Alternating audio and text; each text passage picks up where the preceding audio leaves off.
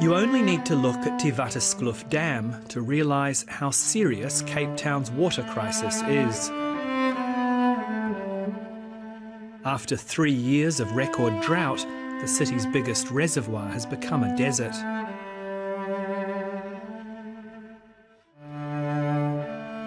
The dams supplying water to 4 million people are at critically low levels.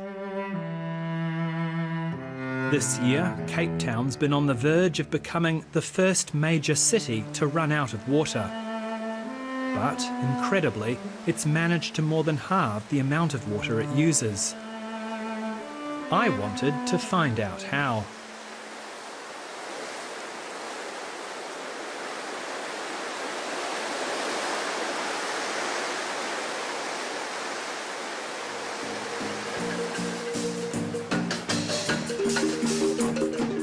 To visitors, life in this stunning coastal city still seems pretty normal.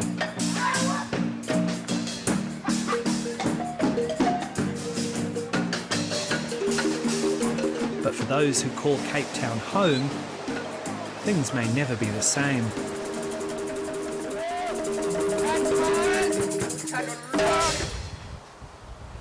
Lola, Beth, can you set the table?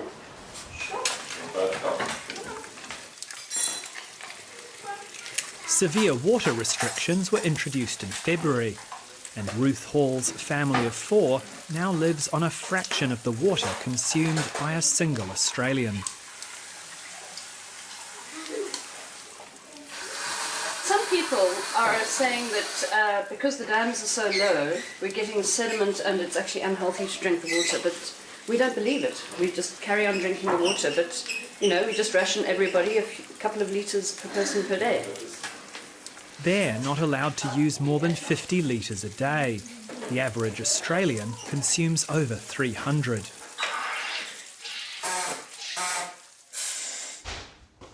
David Dunton says the most dramatic changes have been felt in the most private of spaces. We do what most of the rest of Cape Town, I think, is doing, is the credo: when it's yellow, let it mellow, and when it's brown, flush it down. I've just come in and noticed that it is indeed brown, thanks to my daughter not flushing, which she often doesn't do, but she's meant to. So I will flush.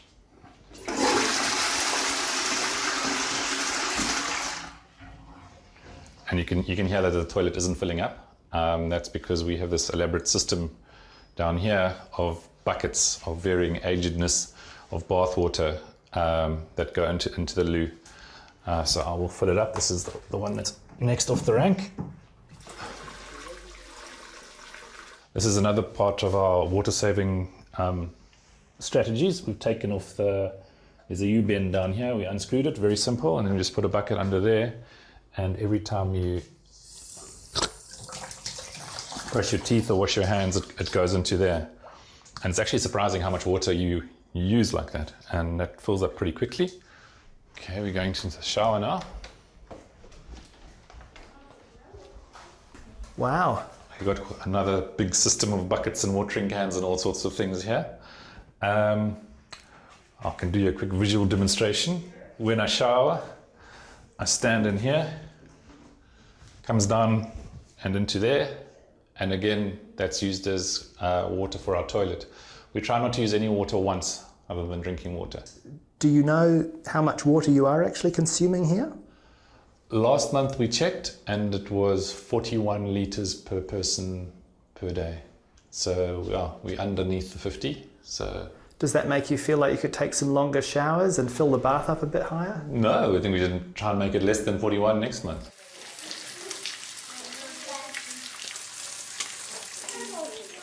So what's been the hardest thing to get used to for each of you? I find it a bit odd to be showering like 2 or 3 times a week. That is really odd. And so you feel a bit stinky. I know what I found the hardest to get used to is a dying garden.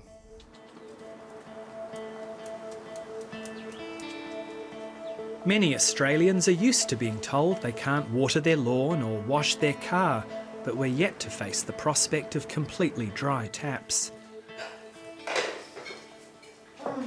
David and his wife Ruth are doing all they can to avoid that happening. Everyone's water usage is publicly available, so if you're middle class and you don't do your bit, you not only risk a fine, but something worse. We had a staff meeting recently, and my boss put up her water usage on the board, and then everybody had to write up their own family's water usage. It was like quite a sort of a shameful moment, like, oh my goodness, I'm using more water than you are. Yeah. So people are actually talking about like how much water are you using, and it's a source of pride, you know, like I'm using less than you are. Any particular examples of family or friends that you've been checking up on? I seem to recall your sister, Ruth. My sister was over 6,000 litres, but that's shameful. Yeah, it's very embarrassing. I was going to call her up, but I didn't.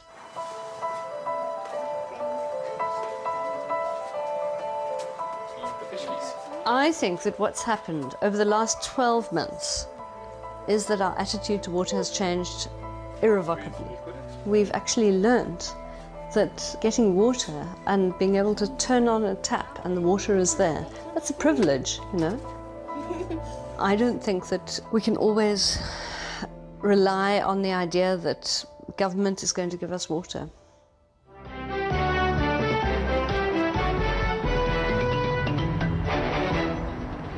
Cape Town is facing a major water crisis with predictions that taps will run dry in May 2018. And after that, we start anticipating the very real possibility of a day zero scenario. That's the date taps are due to run dry. How did Cape Town get into this water crisis in the first place? And could this have all been averted? Last year, Cape Town experienced the lowest rainfall since records began in 1933. The city's also thirstier than it used to be. The population has increased by a whopping 45% in a little over 20 years. Ironically, it won an award for water-saving measures designed to keep pace with its growing population. But government failed to significantly increase the water supply. And despite climate change ringing alarm bells everywhere, it was caught out when the drought struck.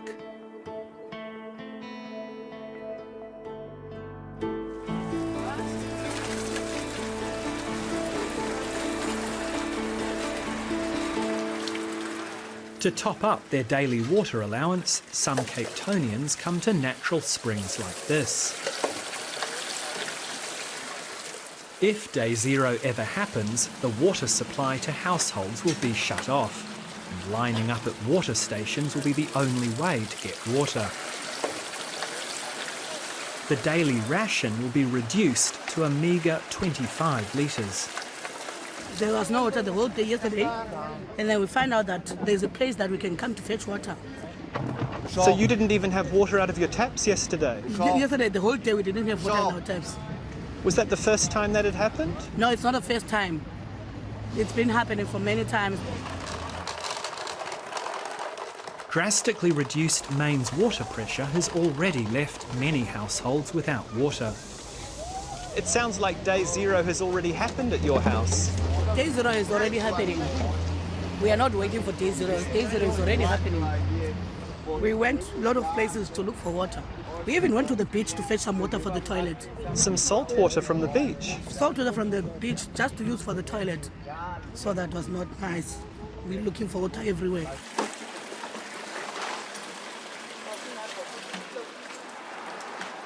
We here because we try not to use too much of the waters out of our taps. We obviously want to keep day zero away. We really wouldn't like to be part of that happening. It's extremely scary when you have things that's freely available to you on a daily basis. You don't think, you just stow. You do the amount of laundry you do, you open the taps without thinking that this is something, reality that's going to hit you tomorrow.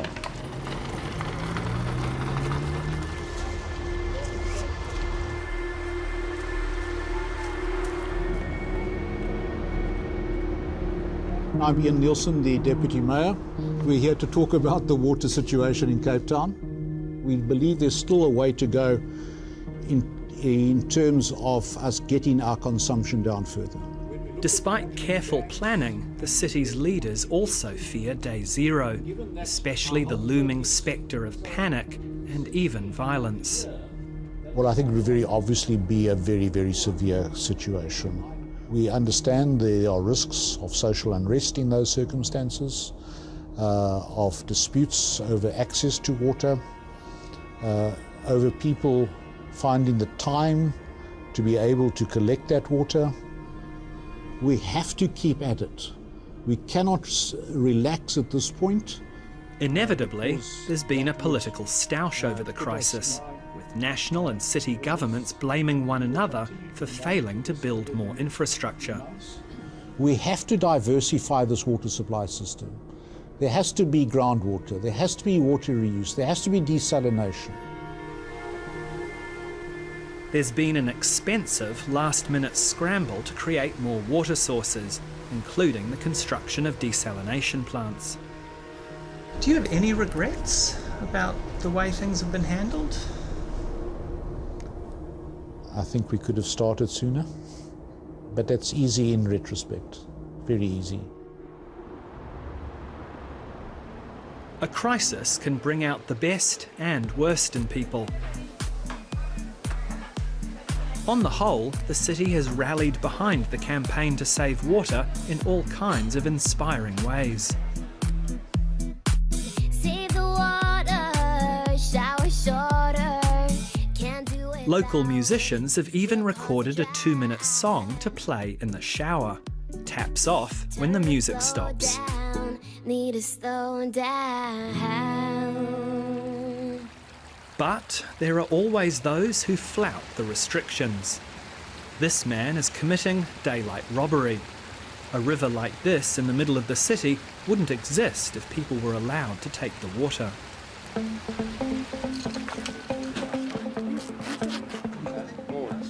Thank you very much for joining us on our water operation.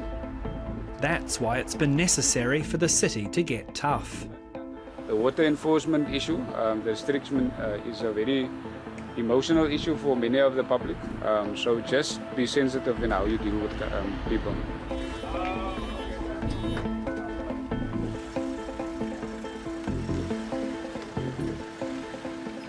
I'm Officer Maxim. I'm employed by the City of Cape Town as a law enforcement officer with the water police enforcing the city's water bylaw. Unfortunately, it's part of human nature where people will just use the water as they please. That is why there is enforcement. We're going to a car wash at the BP garage. Car washes are permitted so long as they don't use tap water. How's it? Good. Ons is hier om julle system te check, né? Alweer soos hy laas keer. Ek hoop nie dit is aan die municipal supply. I'm checking where he's getting his water supply from. As you can see, this is the connections over here.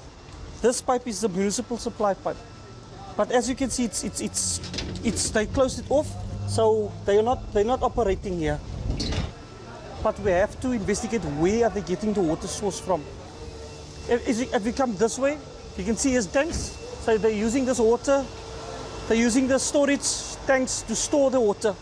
And from the water storage, there's a pipe going into the high pressure machine, and then they will wash their vehicles for that. So they're doing the right thing? At the moment they are doing the right thing, so they are very compliant.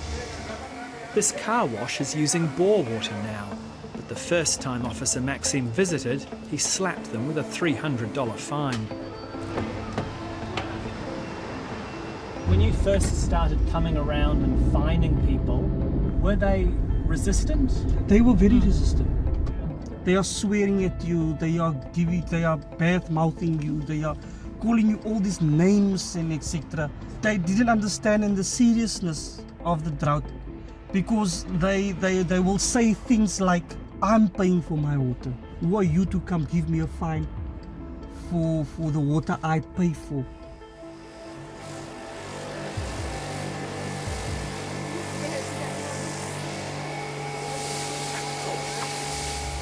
I'd been hoping to see Officer Maxim catching people out, but it's probably a good thing for Cape Town that these days his job is a lot less confrontational. Okay, so you have completely disconnected it. Okay, as you can see, the tap is completely disconnected. So I can see there is progress. People are doing the right thing. People are doing the right thing. There's definitely progress.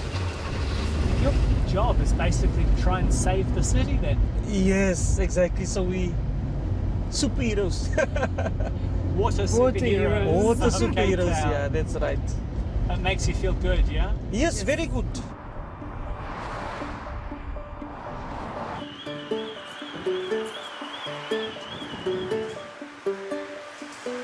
I'm Charlene Miller and I'm the owner and director of Charlie's Angels. My nickname is actually Charlie, and so hence the name Charlie's Angels. Hello, Miss Kim. Thanks for bringing your water.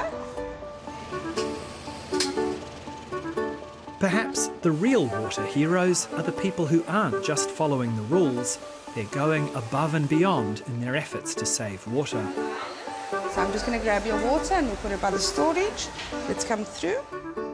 Charlene asks her clients to bring their own water and towels.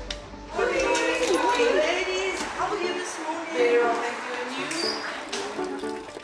And you? The salon relies mostly on donated water on Thursdays and Fridays, which have become jug and bucket days. Unless clients have come for a special treatment, Charlene also asks them to wash their hair beforehand. Our salon is completely reliant on water. We did have to kind of sit down and look at ways that we can start saving water and how we were going to put that into place. Thank you for your water, my darling. I appreciate it. She says at first, clients weren't sure about the changes, but they got on board once they realised it was otherwise business as usual. If anything, business has increased as a result of Charlene's innovations. What are you using there to pump the water into the sprayer? So that's actually just something that I found out on Facebook. This is what they actually use in the garden for fertilizers and insecticides. It's actually the Garden Master Power Sprayer. And you can get this at any garden sections at any supermarkets. And in fact, it's been almost sold out at every supermarket that you go to because people are showering with this now. I heard that the Premier of Cape Province was telling people that they should have oily hair as a badge of honour or something. Have you heard about this? I have not, but I'm rolling my eyes because I'd like to have the Premier come and tell me that. I'll explain to her why it's not a good thing at all. I'm saying, government, hello, wake up. Because it's the people on the ground that is actually having to find immediate innovative ideas to save water.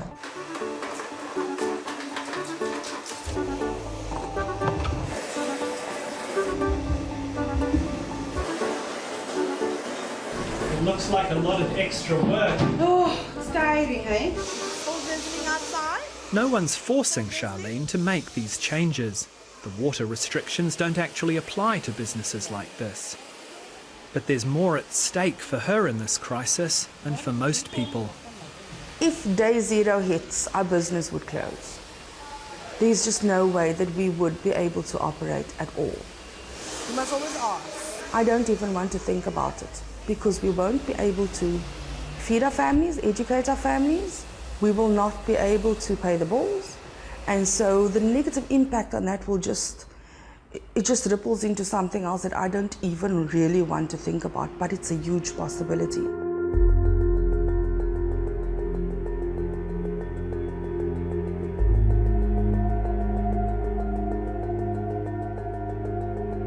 South Africa is one of the world's most unequal countries. Around a quarter of Cape Town's population live in informal settlements, but they only use 5% of the city's water. Every day is day zero here. Water and sanitation have always been huge issues in places like Khayelitsha, which is said to be the fastest growing township in South Africa.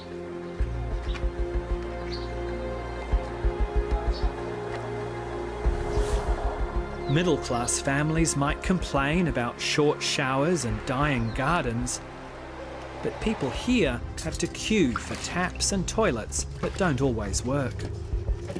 About 50 houses will rely on the steps, even more, because all this section here doesn't have toilet, doesn't have taps inside. What do you think when you hear people in the city talking about Day Zero? Day Zero is not new to people living in informal settlements. People have been carrying buckets on top of their heads, walk long distance to access water. I think it speaks to people who were living comfortably, people who had water in their houses. That's the people who experience Day Zero.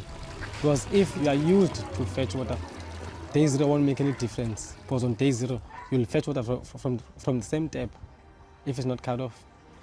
If it's not cut off. If it's not cut off, you know.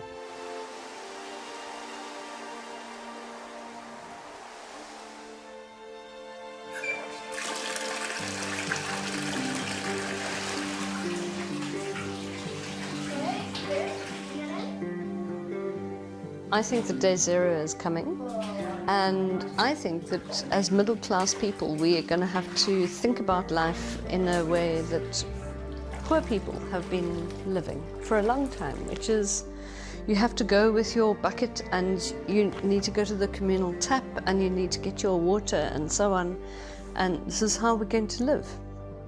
I think that that's how we're going to have to do You really things. think it's going to happen? Yeah. One possibility is that we leave Cape Town. One possibility is that we take our kids and put them into a school elsewhere in the country and just stay there for 6 months, because we can't actually sit around spending half the day looking for water. We can't do that.